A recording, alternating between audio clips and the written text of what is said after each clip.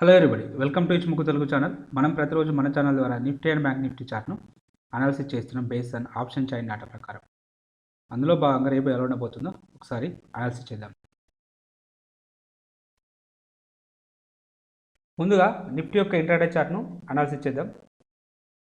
So నిన్నటి సిపిఆర్తో పోల్చుకున్నప్పుడు ఈరోజు CPR అనేది హయ్యర్ వాల్యూ సిపిఆర్ రావడం జరిగింది. అలాగే ప్రైస్ అనేది గ్యాప్ అప్లో ఓపెన్ కావడం జరిగింది. సో ఈ సందర్భంలో ప్రీవియస్ డే హైను R1 పైన ఓపెన్ కావడం జరిగింది. సో సిపిఆర్ విడ్త్ అనేది నేరోగానే ఉండడం జరిగింది. కంపేర్ టు నిన్న మొన్నటి దాంతో పోల్చుకున్నప్పుడు కొంచెం నేరోగానే ఉండడం జరిగింది. పర్టికులర్గా ప్రీవియస్ డే హైను R1 ఒకే దగ్గర ఉండడం జరిగింది. సో ఈ సందర్భంలో మనం బ్రేక్అవుట్స్ ట్రేడ్ కోసమే చూడాలి. అంటే previous day high R1 breakout అయితేనే మనం ట్రేడ్ తీసుకోవాలి. సో ఓపెన్ అవుడే ప్రైస్ అనేది R1 పైన ప్రీవియస్ డే హై పైన ఓపెన్ కావడం జరిగింది. సో అప్పుడు బ్రేక్అవుట్ కోసం ఎప్పుడు చూడాలి? సో ఇది పుల్ బ్యాక్ వస్తుంది. ఎక్కడికి పుల్ బ్యాక్ వస్తుంది? ఇన్ జనరల్గా ప్రైస్ అనేది ఇక్కడ ఓపెన్ అయితే మాత్రం పుల్ బ్యాక్ ఇక్కడికి వస్తుంది. లేదు అంటే ఇక్కడ ప్రీవియస్ డే హైను R1కి పుల్ బ్యాక్ రావడానికి అయితే అవకాశం ఉంటుంది. సో ఎగ్జాక్ట్గా అలానే రావడం అయితే జరిగింది. ప్రీవియస్ డే హైకును R1కి పుల్ బ్యాక్ రావడం జరిగింది. సో ఇది ఎంట్రీ పాయింట్, ఇది మన యొక్క స్టాప్ లాస్. దీనికి 1:2 టైమ్స్ టార్గెట్ అనేది అచీవ్ కావడం అయితే జరిగింది. సో ఇలాంటి ట్రేడ్స్ తీసుకోండి. ఇక క్యామరీల ఇండికేటర్ని యాడ్ చేసినట్టయితే క్యామరీల ఇండికేటర్ ప్రకారం నో ట్రేడ్, ఎందుకంటే ప్రైస్ అనేది అబోవ్ H4 పైన ఓపెన్ అయింది. కాబట్టి ఈ సందర్భంలో మనమైతే నో ట్రేడ్, మనం డిస్కషన్ చేసిన స్ట్రాటజీస్ ప్రకారం. ఇక సప్లై డిమాండ్ జోన్స్ను యాడ్ చేసినట్టయితే సో మనం ఇవ్వబడిన జోన్స్కి ప్రైస్ అనేది రీచ్ కావడం జరిగింది. చూడండి, సో గ్యాప్ అప్లో ఓపెన్ కావడం జరిగింది. గ్యాప్ అప్లో ఓపెన్ అయినప్పుడు సో ఈ జోన్ అనేది డిమాండ్ జోన్గా యాక్ట్ అవుతుంది. డిమాండ్ జోన్గా యాక్ట్ అయిపోయి సో ఎంత అద్భుతంగా ఇక్కడ రియాక్షన్స్ అయితే రావడం జరిగింది. మనం కన్ఫర్మేషన్ ఎంట్రీ అంటున్నాం. కన్ఫర్మేషన్ ఎంట్రీ, సో ఇది మన యొక్క స్టాప్ లాస్ 1:3 టైమ్స్ 1:3 టైమ్స్ అయితే టార్గెట్ అయితే అచీవ్ అవ్వడం జరిగింది. లేటర్ పీరియడ్లో ఈ జోన్ రెండోసారి కూడా ఇక్కడ వర్కౌట్ అయితే కావడం జరిగింది. సో రెండోసారి వచ్చినప్పుడు సో ఇక్కడ కూడా confirmation entry more than 1:3 times అయితే టార్గెట్ అయితే అచీవ్ అవ్వడం జరిగింది. సో మనం ఇక్కడ ఒక సప్లై జోన్ కూడా ఇవ్వడం జరిగింది. ఈ సప్లై జోన్ ఎప్పుడు ఇవ్వడం జరిగింది? 24th సెప్టెంబర్ రోజు ఇవ్వబడిన సప్లై జోను ఈ రోజు వర్కౌట్ కావడం జరిగింది. ఇది 8th అక్టోబర్ రోజున వర్కౌట్ కావడం అయితే జరిగింది. సో ఇక్కడ కన్ఫర్మేషన్ క్యాండిల్ అన్నాను, ఒక క్యాండిల్ రిజెక్షన్, 2 క్యాండిల్ రిజెక్షన్స్ రావడం జరిగింది. సో మన యొక్క ఎంట్రీ పాయింట్ ఇదవుతుంది, స్టాప్ లాస్ అనేది ఇదవుతుంది. దీనికి 1:2 టైమ్స్ మోర్ దెన్ 1:3 టైమ్స్ అయితే రావడం అయితే జరిగింది. సో ఇలా మీరు ఒకసారి డ్రా చేసి పెడితే అవి ఎప్పుడైనా మనకు రావడానికైతే అవకాశం అయితే ఉంటుంది. సో మీరు మన ఛానల్ రెగ్యులర్గా చూడడం వల్ల ఇలాంటి క్వాలిటీ జోన్స్ మన ఛానల్ ద్వారా అందించడం జరుగుతుంది. సో మీరు కామెంట్ రూపంలో తెలియజేయండి, ఈ వీడియో అనాలిసిస్ బాగుంది, లేదు ఈ జోన్స్ అవసరం లేదు అంటే బాగున్నవి బాగలేవు అని చెప్పండి. లేదు అంటే మనం ఈ టాపిక్ను చేంజ్ చేసి డైలీ వేరే టాపిక్ మీద వీడియో చేసుకుందాం. బట్ మీరు కామెంట్ రూపంలో తెలియజేయాలి ఈ స్ట్రాటజీ ఎలా ఉంటుంది, ఈ సప్లై డిమాండ్ జోన్స్ వర్కౌట్ అవుతున్నాయా అవుతలేవా మీరు తెలియజేస్తేనే బాగుంటుంది. అప్కమింగ్ డేస్లలో మన ఛానల్ నుంచి ప్రైజ్ యాక్షన్కి సంబంధించిన కొన్ని ప్యాటర్న్స్ కూడా మన ఛానల్ నుంచి అందించబడుతుంది. సో వాటి తర్వాత అంటే ఈ నిఫ్టీ పర్టికులర్గా బ్యాంక్ నిఫ్టీ ఇండెక్సెస్ను మనం ఆ ప్రైజ్ యాక్షన్ ప్యాటర్న్స్ గురించి కూడా డిస్కషన్ చేద్దాం. సో బట్ మీరు వీడియోస్ బాగున్నాయంటేనే చేద్దాం, లేకపోతే వదిలేద్దాం. ఓకేనా? ఇక రేపటి రోజున పాసిబుల్ డిమాండ్ జోన్స్ వచ్చేసి ఈ 2 జోన్స్, వీటిని మార్క్ చేసుకోండి. ఒకటి సప్లై జోన్ ఉంది, ఒకటి డిమాండ్ జోన్ ఉంది. ఒకవేళ ప్రైజెస్ అనేవి డౌన్ సైడ్లో వస్తే మనకు ఆల్రెడీ ఇక్కడ సప్లై డిమాండ్ జోన్స్ అయితే ఉండడం జరిగింది. సో చూద్దాం, అప్ సైడ్ వెళ్తుందా డౌన్ సైడ్ వెళ్తుందా చూద్దాం. సో ప్రస్తుతానికైతే రేపటి రోజున ఈ 2 జోన్స్ను మార్క్ చేసుకోండి. ఇక ఆప్షన్ చైన్ డాటాను పరిశీలించినట్టయితే హైయెస్ట్ ఓపెన్ టెస్ట్ అనేది కాల్ సైడ్లో 18,000 దగ్గర బిల్డప్ అయింది. సెకండ్ హైయెస్ట్ ఓపెన్ టెస్ట్ అనేది 18,500 దగ్గర బిల్డప్ అయింది. థర్డ్ హైయెస్ట్ ఓపెన్ టెస్ట్ అనేది 18,200 దగ్గర బిల్డప్ అయింది. సో నిఫ్టీ అనేది అప్ సైడ్ వస్తే ఫస్ట్ రెసిస్టెన్స్ ఇక్కడ ఉంటుంది, సెకండ్ రెసిస్టెన్స్ ఇక్కడ ఉంటుంది, థర్డ్ రెసిస్టెన్స్ ఇక్కడ ఉండడానికి అవకాశం అయితే ఉన్నది. వీటిలో సిగ్నిఫికెంట్గా ఒకే రోజు హైయెస్ట్ ఓపెన్ టెస్ట్ అనేది ఇక్కడ బిల్డప్ అయింది. కాబట్టి ఈ లెవెల్ 18,500 అనే లెవెల్ మనకు స్ట్రాంగ్ రెసిస్టెన్స్ లాగా యాక్ట్ అయితే అవుతుంది. అలాగే ఓవరాల్ సినారీ మనం పరిశీలించినట్టయితే పర్టికులర్గా ఇక్కడ వరకు లాంగ్ బిల్డప్ జరిగింది, ఇక్కడ వరకు అయితే షార్ట్ బిల్డప్ జరిగింది. సో పుట్ సైడ్ డేటాను పరిశీలిద్దాం.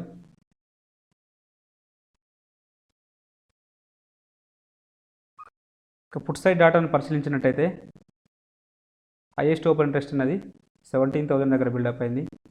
సెకండ్ హైయెస్ట్ ఓపెన్ ఇంట్రెస్ట్ అన్నది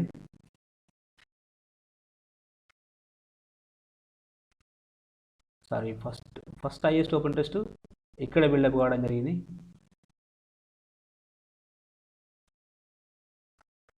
ఫస్ట్ హైయెస్ట్ ఓపెన్ ఇంట్రెస్ట్ అన్నది ఇక్కడ బిల్డప్ కావడం జరిగింది 17,800.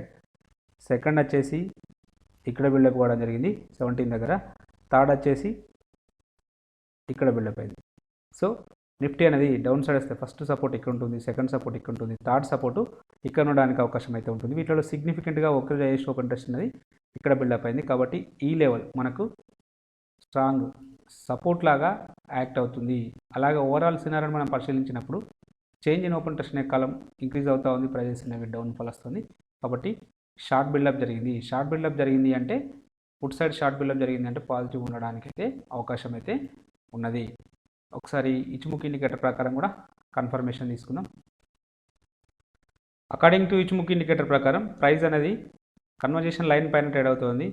అలాగే ఫ్యూచర్ కుమ్మ కూడా బులిష్లో ఉన్నది కాబట్టి మేబీ బులిష్ ఉండడానికి అవకాశం అయితే ఉన్నది. సో కొత్త హై ఫామ్ అయ్యి మళ్ళీ వెనుకకు రావడానికి అయితే అవకాశం అయితే ఉంటుంది. ఎందుకు వెనుకకు వస్తుంది అంటున్నానంటే ఇక్కడ మనకు కన్వర్జేషన్ లైన్ ఫ్లాట్గా ఉంది, స్పాన్ బీ ఫ్లాట్గా ఉంది. ఈ సందర్భంలో ఇక్కడ చూడండి, పర్టికులర్గా ఈ డేట్ దగ్గర ఇక్కడ ఇదంతా కన్వర్జేషన్ లైన్ ఫ్లాట్గా ఉన్నది. సో ప్రైజెస్ అనేవి గ్యాప్ అప్లో ఉన్నవి. సో తర్వాత 2 డేస్లలో ఏమేమి చూడండి, తర్వాత 2 డేస్లలో ఎప్పుడైతే మనకు ఈ లో బ్రేక్అవుట్ అయితే నెక్స్ట్ టార్గెట్ కన్వర్జేషన్ లైన్ దాకా వస్తుందని మనం డిస్కషన్ చేసినాం. ఎగ్జాక్ట్గా అక్కడికి వచ్చేసి అక్కడ సపోర్ట్ తీసుకుంది. తర్వాత కొంచెం కిందికి కూడా వెళ్ళడం అయితే జరిగింది. సో ఇప్పుడున్న సినారియో ప్రకారం కూడా సో ఇది ఫ్లాట్గా ఉంటుంది, ఇది ఫ్లాట్గా ఉంది, బేస్ లైన్ ఫ్లాట్గా ఉంది, స్పాన్ బి ఫ్లాట్గా ఉంది, ఇక్కడ స్పాన్ ఏ ఫ్లాట్గా ఉంది. కాబట్టి మేబీ 1 or 2 డేస్ ఒకవేళ గ్యాప్ అప్ ఓపెన్ అయ్యి లేదా కొత్త హై ఫామ్ అయ్యి మళ్ళీ వెనుకకు రావడానికి అయితే పాసిబిలిటీ ఉంటుంది. మరి కంప్లీట్గా ఇలానే మారబోదు క్యాండిల్స్ రావడానికి అయితే అవకాశం అయితే లేదు. So maybe gap up open అయిపోయి మళ్ళీ ఇక్కడికైతే రావడానికి అయితే అవకాశం అయితే ఉంటుంది. సో ఇది డౌన్ ట్రెండ్ కాదు, నేను జస్ట్ ఇంట్రాడే పుల్ బ్యాక్లో చెప్తున్నాను, పుల్ బ్యాక్ పర్పస్లో చెప్తున్నాను. సో ఒకవేళ ఈ లో అనేది బ్రేక్అవుట్ అయితే డౌన్ సైడ్లో, సో మన నెక్స్ట్ టార్గెట్ ఏం కావాలి, 17,700 అనేది కావాలి. అంటే 17,700 వరకు మనం షార్ట్ చేయవచ్చు, 17,700 దగ్గర మనం బై కూడా చేయవచ్చు. ప్రైజెస్ అనేవి ఇక్కడికి వచ్చినప్పుడు బై చేయవచ్చు. లేదా ఇంకా దీని కింద క్లోజ్ అయితే నెక్స్ట్ టార్గెట్ ఈ బేస్ లైన్ అవుతుంది. బేస్ లైన్ వచ్చేసి 17,500 వరకు రావడానికి అయితే పాసిబిలిటీ ఉంటుంది. ఇది డే క్యాండిల్ సినారియో. ఇంకా ఎక్కడి వరకు వెళ్తుందంటే ఇది ఆల్రెడీ ఆల్ టైమ్ హై దగ్గర కొనసాగుతుంది కాబట్టి ఎక్కడి వరకు వెళ్తుందో మనమైతే ఏమీ చెప్పలేము. సో వెళ్తే ఇంకా కొత్త హై ఫామ్ అయిపోయి కిందికి రావడానికి అయితే అవకాశం అయితే ఉన్నది. సో ఇక అవర్లీలో చూద్దాం.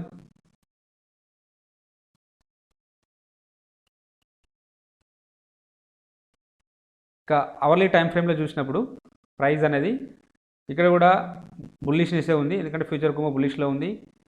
సో ప్రైజెస్ అనేది కన్వర్జేషన్ లైన్ పైన ట్రేడ్ అవుతున్నాయి కాబట్టి మేబీ బుల్లిష్ ఉండడానికి పాసిబిలిటీ ఉంటుంది. బట్ ఇక్కడ కూడా సేమ్ సినారియో ఉంది. సో కన్వర్జేషన్ లైన్ ఫ్లాట్గా ఉంది, బేస్ లైన్ ఫ్లాట్గా ఉంది, స్పాన్ ఏ ఫ్లాట్గా ఉంది, స్పాన్ బి ఫ్లాట్గా ఉంది. మేబీ ఇక్కడ కూడా ఈ లెవెల్ను టచ్ చేయడానికి పాసిబిలిటీ ఉంటుంది. 17,861 లెవెల్ని టచ్ చేయడానికి అయితే అవకాశం అయితే ఉంటుంది. ఇన్ కేస్ ఈ లెవెల్ కింద ట్రేడ్ అయితే మాత్రం నెక్స్ట్ ఫర్దర్గా ఇక్కడ వరకు కూడా రావడానికి అయితే అవకాశం అయితే ఉంటుంది. 17,777 వరకు రావడానికి అవకాశం అయితే ఉన్నది. సో ఇంకా ఈ లెవెల్ బ్రేక్అవుట్ అయితే క్లౌడ్ దగ్గర సపోర్ట్ తీసుకోవడానికి అయితే పాసిబిలిటీ ఉన్నది. సో ఓవరాల్గా బుల్లిష్నెస్ ఉండడానికి అవకాశం ఉన్నది, ఎందుకంటే ఫ్యూచర్ కుమో బుల్లిష్లో ఉన్నది. ప్రైజెస్ అనేది కన్వర్జేషన్ లైన్ బేస్ లైన్ పైన ఉంటున్నాయి కాబట్టి బుల్లిష్ ఉండడానికి ఎక్కువ ప్రాబబిలిటీ ఉంటుంది. బట్ బుల్లిష్ ఉన్నప్పటికీ గ్యాప్ అప్లో ఓపెన్ అయ్యి డౌన్ సైడ్ వస్తే మాత్రం మన వ్యూ ఇంట్రాడే వ్యూలో డౌన్ సైడ్ ఉండడానికి అవకాశం ఉంటుంది. సో మనం ఎలాగో మళ్ళీ సిపిఆర్ క్యామరీలో యూజ్ చేస్తాం కాబట్టి దాని ప్రకారం ట్రేడ్స్ తీసుకోండి.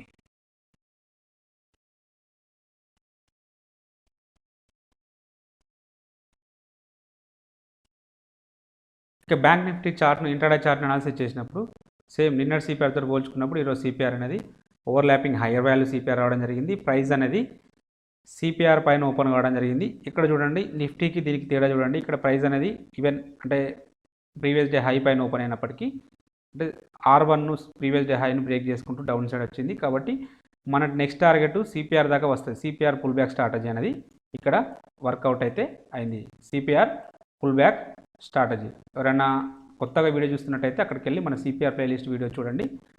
సో డెఫినెట్గా మీకు యూస్ఫుల్ అవుతుంది. సో ఇక్కడికి రావడం పుల్ బ్యాక్ అయితే రావడం జరిగింది. సో ఇది మన యొక్క ఎంట్రీ పాయింట్, ఇది మన యొక్క స్టాప్ లాస్. దీనికి 1:2 టైమ్స్ లేదంటే నెక్స్ట్ పైవట్ పాయింట్ ఈజీగా అచీవ్ కావడం అయితే జరిగింది. ఇక కెమెరా ఇండికేటర్ ప్రకారం నో ట్రేడ్, ఎందుకంటే ప్రైస్ అనేది H4 పైన ఓపెన్ అయింది కాబట్టి ఈ సందర్భంలో మనకు నో ట్రేడ్.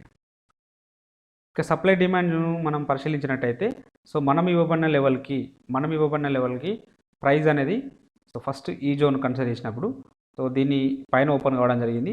సో దీన్ని బ్రేక్ చేసుకుంటూ డౌన్ సైడ్ అయితే రావడం జరిగింది. సో లేటర్ పీరియడ్లో ఈ జోన్కి ప్రైస్ అనేది వచ్చినప్పుడు సో ఇది మన యొక్క ఎంట్రీ పాయింట్ అవుతుంది, ఇది మన యొక్క స్టాప్ లాస్ అవుతుంది. స్టాప్ లాస్ అయితే హిట్ కావడం జరిగింది. సో కాబట్టి ఈ జోన్ ఫెయిల్ కావడం జరిగింది.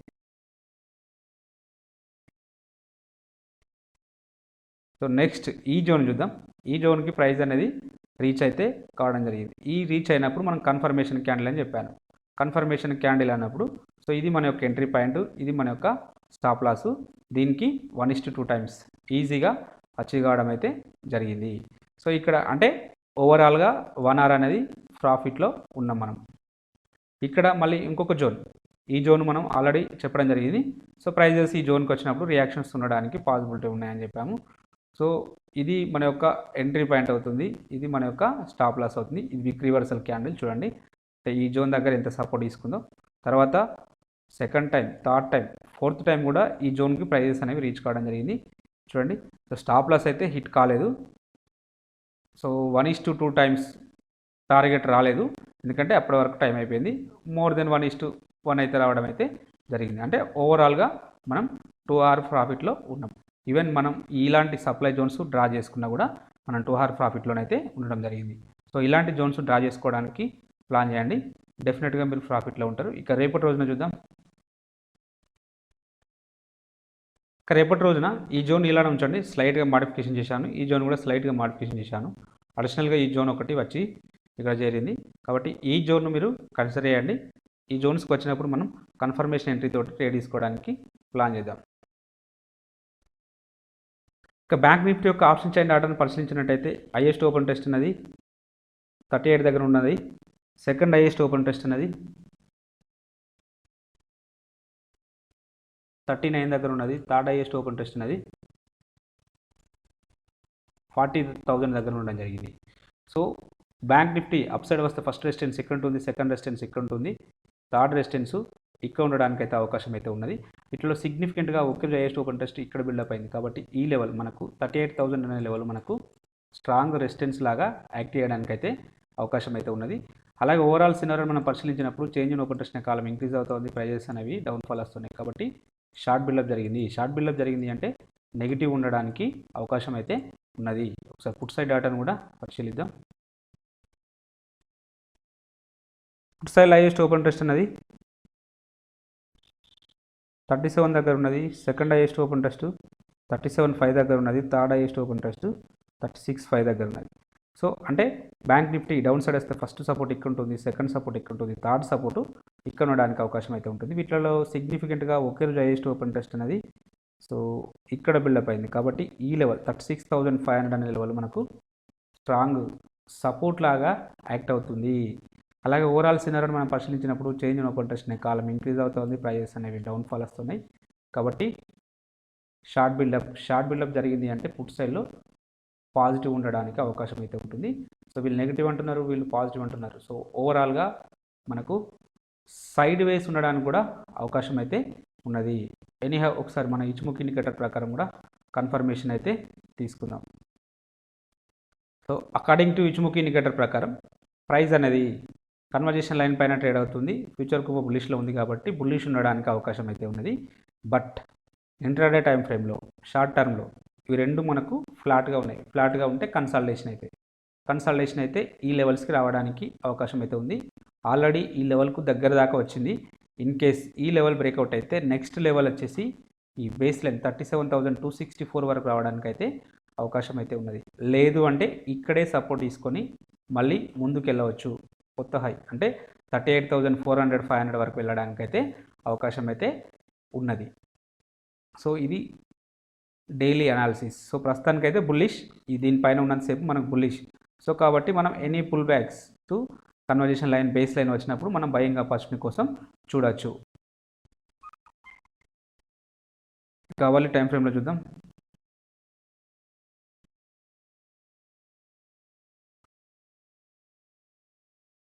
అవర్లీ టైం ఫ్రేమ్లో చూసినట్టయితే అవర్లీ టైం ఫ్రేమ్లో కూడా ఫ్యూచర్ గుమ్మ బులిష్లో ఉంది కాబట్టి బులిష్లో ఉండడానికి అవకాశం అయితే ఉంటుంది. బట్ ఒక నెగిటివ్ అంశం ఏంటంటే కన్వర్జేషన్ లైన్ కింద ట్రేడ్ అవుతున్నాయి, కన్వర్జేషన్ లైన్ కింద బేస్ లైన్ పైన ట్రేడ్ అవుతున్నాయి కాబట్టి సో ఈ కన్వర్జేషన్ లైన్ అనేది దీనిపైన ట్రేడ్ అయితే ప్రైజెస్ అనేవి దీనిపైన ట్రేడ్ అయితే మనకు బుల్లిష్ ఉండడానికి ఇంకా అవకాశం అయితే స్ట్రాంగ్గా ఉంటుంది.